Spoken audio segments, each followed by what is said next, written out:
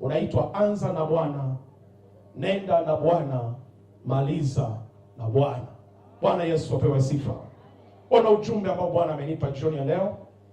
Anza na Bwana, nenda na Bwana, maliza na Bwana. Tunaona jinsi ambavyo wakati wote watu wanapoanza safari yoyote ile, wakianza na Bwana, kuna namna huyu Bwana anabeba wajibu na jukumu la kuendelea kupeleka msaada katika safari hiyo, la kuendelea kupeleka ulinzi na utunzaji, jukumu la kuendelea kuwabeba watu hawa. Maandiko yanatueleza wazi jinsi ambavyo Mungu anapotembea na watu wake, watu wale wanapata faida nyingi. Kanisa, Bwana Yesu asifiwe. Tunaona kitabu kile cha Luka sura ile 4. Biblia inasema kuanzia mstari wa kwanza, naye Yesu hali amejaa Roho Mtakatifu alirudi kutoka Yordani, akaongozwa na Roho muda wa siku 40 jikani, akijaribiwa na Ibilisi. Na siku hizo alikuwa hali kitu, hata zilipotimia aliona njaa. Ibilisi akamwambia, ukiwa ndio mwana wa Mungu, uliambie jiwe hili liwe mkate. Yesu akajibu, imeandikwa ya kwamba mtu hataishi kwa mkate tu. Biblia inaendelea kusema pale, na tunaona mstari ule wa 14, Biblia inasema Yesu akarudi kwa nguvu za Roho, akaenda Galilaya. Habari zake zikaenea katika nchi zote za kando kando, naye alikuwa akifundisha katika masinagogi yao, akitukuzwa na watu wote. Akaenda Nazareti, hapo alipolelewa, na siku ya Sabato akaingia katika sinagogi kama ilivyokuwa desturi yake, akasimama ili asome. Bwana Yesu apewe sifa. Kitabu hiki kinatuonyesha mwanzo wa huduma ya Yesu. Yesu alizaliwa kama mtoto mwingine, lakini si katika namna ile ambayo watoto wengine wanatungwa mimba. Yeye mimba yake ilikuwa ni kwa uwezo wa Roho Mtakatifu. Baada ya Yesu kuishi maisha ya kawaida kama binadamu wengine na watoto wengine, Biblia inasema akakuwa, akaendelea akimpendeza Mungu pamoja na wanadamu.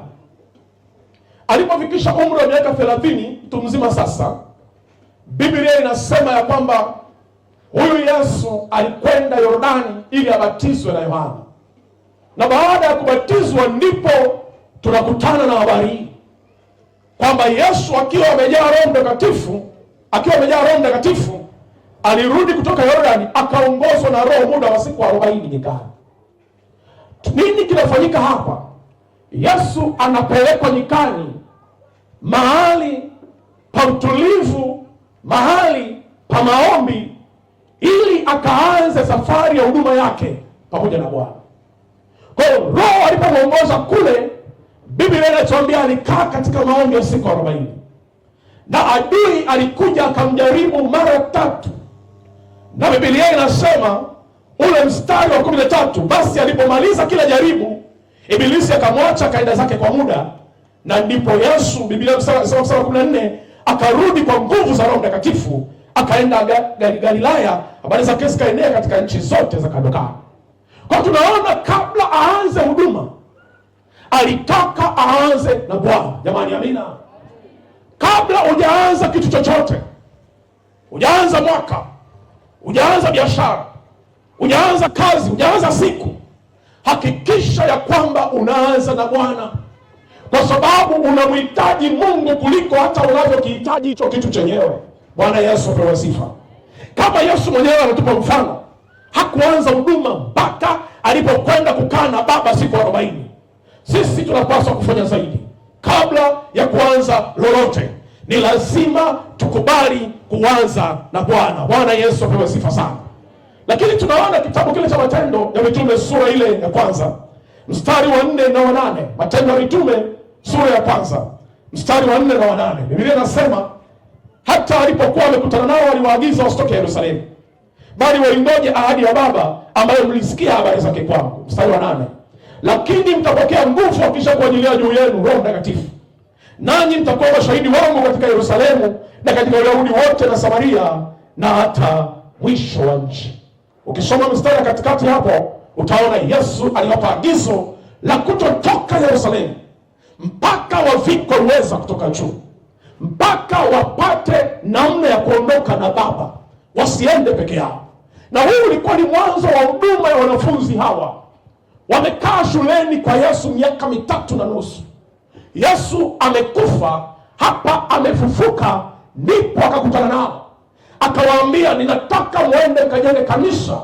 Sio kanisa litakalokaa siku 2. Kanisa litakalokuwa la kudumu, litakalofika mpaka Bukoba. Hamwezi kufanya kazi kubwa namna hii mkienda pekee. Ni lazima muanze na Bwana, muende na Bwana na mmalize na Bwana. Jamani, amina. Na tunaona wakakaa Yerusalemu. Siku ile ya Pentekoste, Biblia inasema Roho akashuka akawajaza. Kipindi wamekaa wanamsubiri Roho, walikaa katika maombi, walikuwa wakimtafuta Bwana na Bwana akawatokea. Walipovikwa uweza, walitoka pale wakaenda wakaeneza injili kila upande, na Biblia inasema ishara na ajabu zikaambatana na ile neno walilolihubiri, kwa sababu Bwana alikuwa pamoja nao. Bwana Yesu apewe sifa sana. Lakini tunamwona mwingine, Nehemia, sura ile ya kwanza kitabu cha Nehemia na mstari wake ule wa 4 na mstari wa 11. Nehemia amepata ujumbe ya kwamba Yerusalemu imekaa katika hali ya ukiwa na kuta zake zimeharibika na malango yake yameteketezwa kwa moto. Biblia inasema ule mstari wa 4, baada ya kupata taarifa hizo, Nehemia anasema, hata ikawa niliposikia maneno hayo nikaketi, nikalia, nikaomboleza siku kadha wa kadha, kisha nikafunga, nikaomba mbele za Mungu wa mbinguni. Mstari wa 11, Biblia inasema, Bwana nakusihi, litege sikio lako uyasikilize maombi ya mtumishi wako na maombi ya watumishi wako, nafurahi kulita jina lako, na kuomba sana unifanikishe mimi mtumishi wako leo, ukanijalie rehema mbele ya mtu huyu, maana nalikuwa mnyoshaji wa mfalme. Nehemia amepewa habari ya kuharibiwa kwa mji wa Yerusalemu.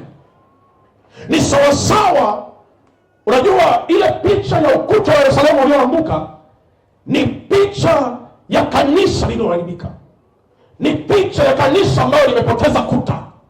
Kwa hiyo kila kitu kinaingia na kutoka, ubaya, uchafu unaingia na kutoka.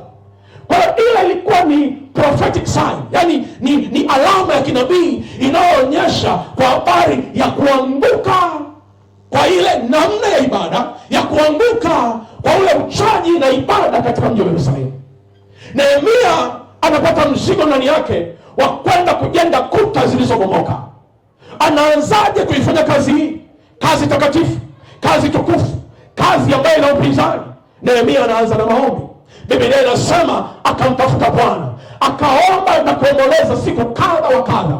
Biblia inasema siku kadha wa kadha, lakini utafiti unaonyesha ilikuwa ni miezi 2.5. Alikaa katika maombi.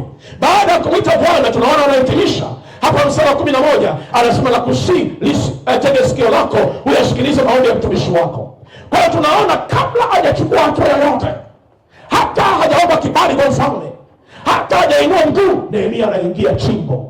Nehemia anamtafuta Bwana, na jioni leo tunakwenda kumwita Bwana ili akaanze na sisi, aende na sisi na amalize na sisi mwaka 2026. Bwana Yesu apewe sifa.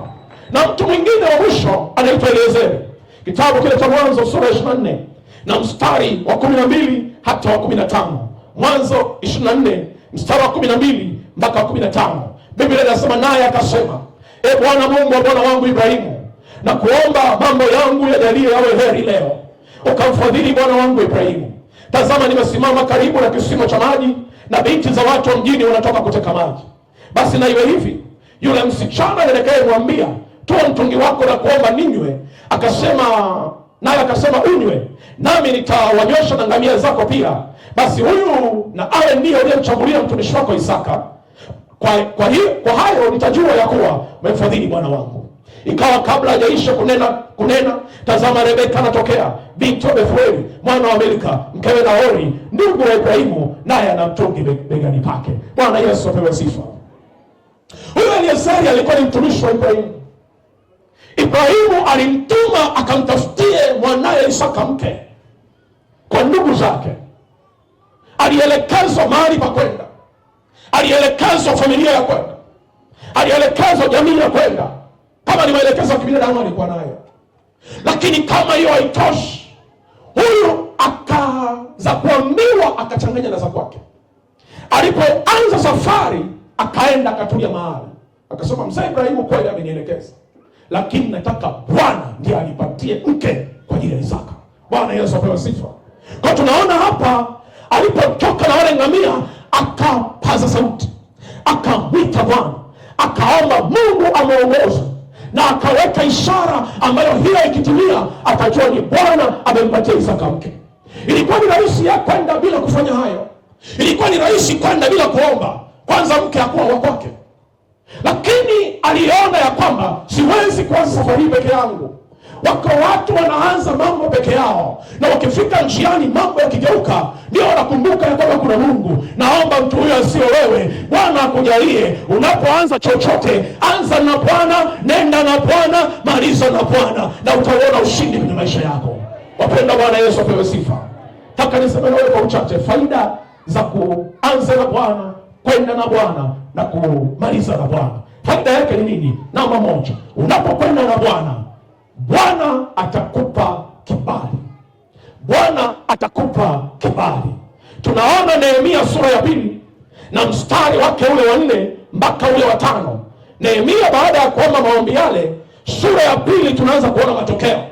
Bwana anampa kibali. Sura ya 2 ya Nehemia mstari wa 4 mpaka wa 5. Ndipo mfalme akaniambia, una haja gani unayotaka kuniomba?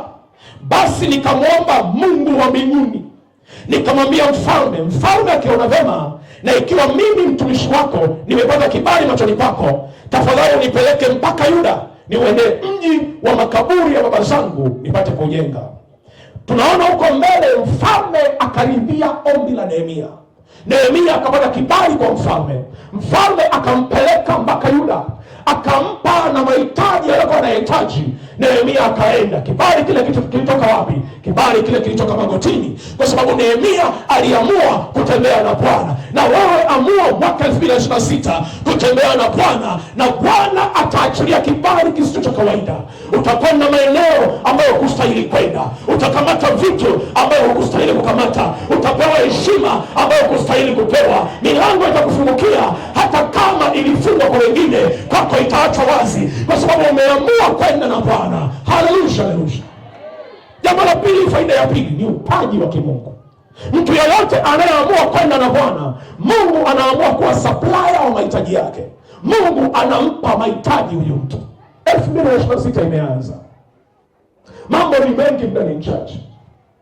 Tutahitaji vitu vingi katika mwaka huu. Tutahitaji watu katika mwaka huu. Tutahitaji fedha katika mwaka huu.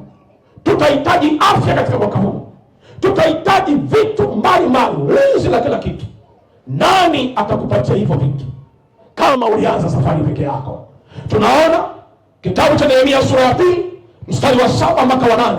Mungu anaachilia upaji kwa Nehemia. Mstari wa 7 unasema, tena nikamwambia mfalme. Mfalme akiona vema, na nipewe nyaraka kwa maliwali walio ng'ambo ya mto, ili waniache kupita mpaka nifike Yuda.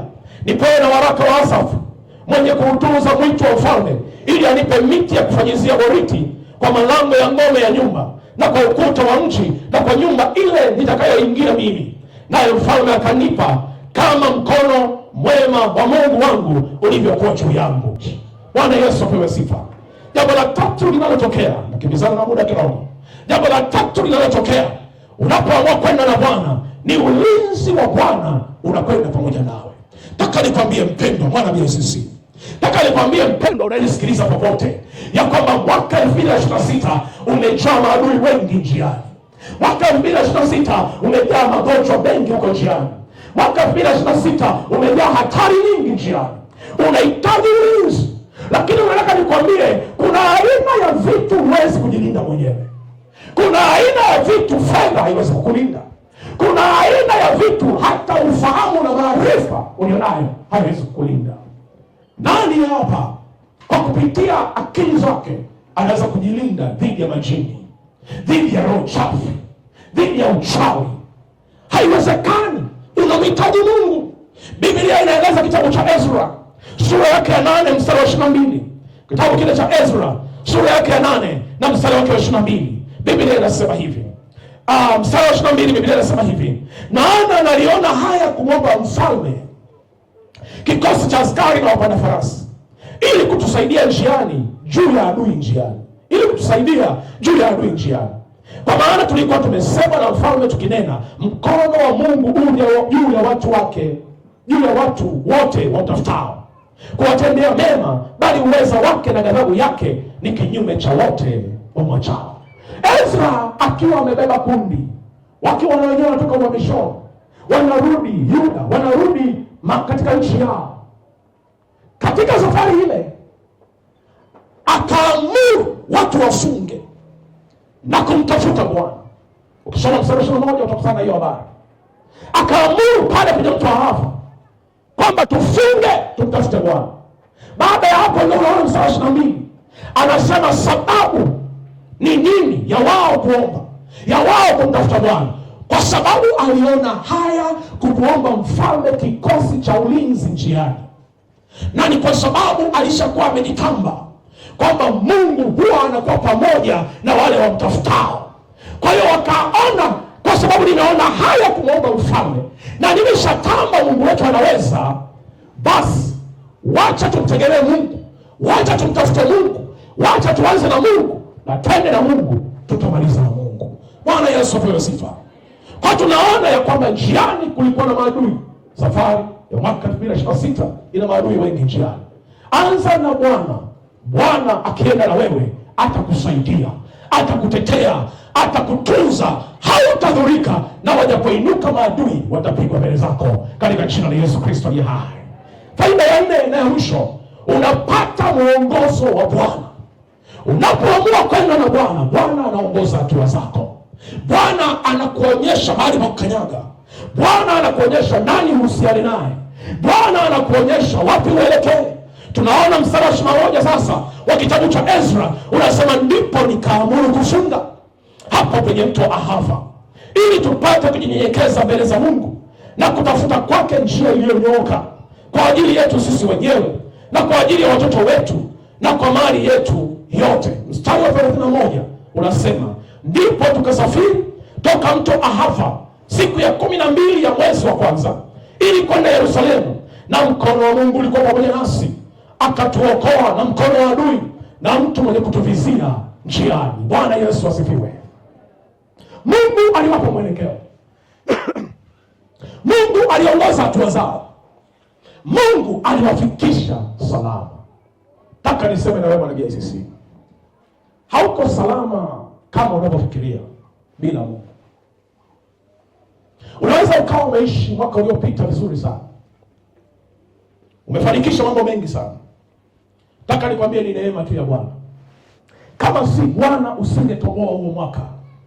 Kwani wewe unalipi jema kuliko wale ambao walikata moto mwaka uliopita?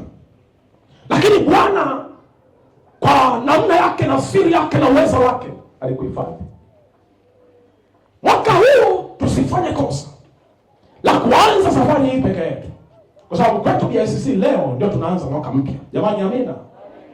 Tusifanye hilo kosa tukafikiria kwamba tunaweza kutembea wenyewe, tukafikiria kwamba tunaweza kufanya mambo yetu wenyewe. Nataka nikwambia, bila Yesu kushlei umekwisha. Bila Mungu hufiki. Bila Mungu waishia njiani. Unamhitaji Mungu leo unapoanza, unamhitaji Mungu ukiwa safarini, unamhitaji Mungu unapomaliza safari. Wapendwa, Bwana Yesu apewe sifa. Jina leo tutafanya maombi maalumu sana, maombi ya kumtaka Bwana aende nasi katika mwaka wa 2026, kwa sababu tumefahamu ya kwamba hatuwezi kwenda peke yetu. Basi sisi tutakwenda kujinyenyekeza mbele za Bwana.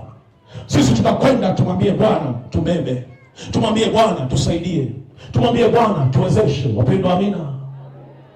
Tutakwenda mbele za Bwana na tutakwenda kuweka agano na Bwana kwa njia ya ushirika mtakatifu, yani meza ya Bwana. Kupitia mwili na damu ya Yesu tunayokwenda kushiriki leo, tunaingia agano na mbingu. Tunaiambia mbingu, leo tumeweka agano na wewe kwamba utakuwa pamoja nasi kuanzia sasa mpaka tunapomaliza mwaka huu. Na Mungu wetu ni mwema. Mungu wetu ni mwaminifu. Mungu wetu anatunza maagano, huwa havunji maagano. Ukiingia agano na Mungu, uwe na uhakika hilo agano haliwezi kuvunjika, lazima litimie. Upendo Bwana asifiwe. Nasema Bwana Yesu asifiwe. Nataka nikuombe usimame sasa, alafu twende mbele za Bwana. For God of glory, niombe hapa mara moja. Twende tukamwabudu Mungu kwa ufupi, alafu tunaingia katika maombi. Maombi haya ni maombi maalum. Tutakwenda kuomba, kila mmoja wetu atamwambia Bwana jinsi anavyomtaka aende naye katika safari hii. Ni Maskwaya, sio For God of glory. Kila mmoja atamwambia Bwana jinsi anavyomtaka atembee naye katika mwaka huu. Na nataka nikuhakikishie, hii sio habari ya kubeti. Hii ni habari ya uhakika. Ukimtaka Bwana, Bwana ataonekana kwako. Ukimuita Bwana na kumkabidhi safari yako, atatembea na wewe. Baada ya maombi haya, nitakwenda kuongoza maombi maalum kabisa. Maalum. Maombi ya baraka. Alafu baada ya hapo ndipo tutakwenda kuombea mahitaji yetu, mipango na malengo ya mwaka huu. Kwa nataka sasa hivi tuabudu, alafu wote tuingie katika maombi. Tumwite Bwana, tumwambie aende nasi. Karibu Maskwaya.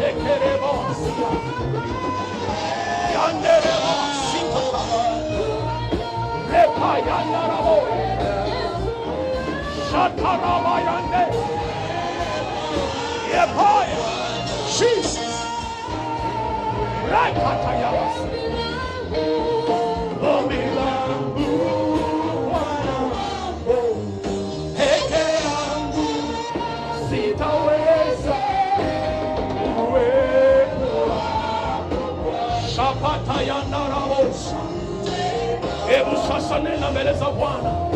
Kila mmoja aende mbele za Bwana. Nakupa muda wa kwenda mbele za Bwana. Eleza unayohitaji kwa Bwana kwa ajili ya mwaka 2026. Mungu anataka asikie sauti yako. Kabla sijakuombea, unapaswa ujiombee mwenyewe. Unapaswa useme mbele za Bwana. Unaweza kukaa kwenye kiti chako, unaweza kusimama, lakini nataka uombe. Unaweza kupiga magoti, lakini nataka uombe. Sema na Baba jioni leo, sema na Baba jioni leo, sema na Baba jioni leo. Yuko mahali hapa anasikia, yuko mahali hapa anasikia, yuko mahali hapa anasikia. Mwambie Bwana, enda nami. Mwambie Bwana, nishike. Mwambie Bwana, nitetee. Mwambie niepushe na adui. Mwambie nishindie njiani. Repasakatayaba, reketereba shandaraba, ropaseketerebaya, yandarabosi yakate, yataraba shendereba sika, repakandaraba korebasa, yatakakakakaka. Ninakuita Bwana juu ya BNCC. Ninakuita Bwana juu ya BNCC. Enda nasi 2026. Neema yako iende nasi. Baraka zako ziende nasi. Upako wako uende nasi. Mkono wako uende nasi. Leo tunajitoa Bwana. Leo tunajiweka wakfu. Leo tunajiweka wakfu. Utembee nasi mwaka huu Bwana. Utembee nasi mwaka huu Bwana. Utembee nasi mwaka huu Bwana. Pekee yetu hatuwezi Jehova. Pekee yetu hatuwezi Jehova. Kwa msaada wako tutatenda makuu. Kwa msaada wako tutawashinda maadui.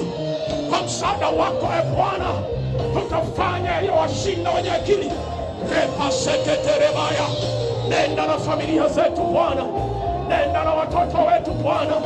Nenda na familia zetu Bwana. Nenda na watoto wetu Jehova. Nenda na wenzi wetu Bwana. Biashara zetu ziende nawe. Kazi zetu ziende nawe. Miradi yetu iende nawe.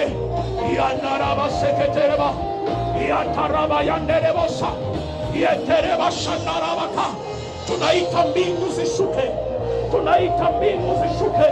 Tunaita mbingu zishuke. Ziatamie maisha watu wako. Ziatamie maisha watu wako. Ziatamie biashara zako. Mbingu zako zishuke.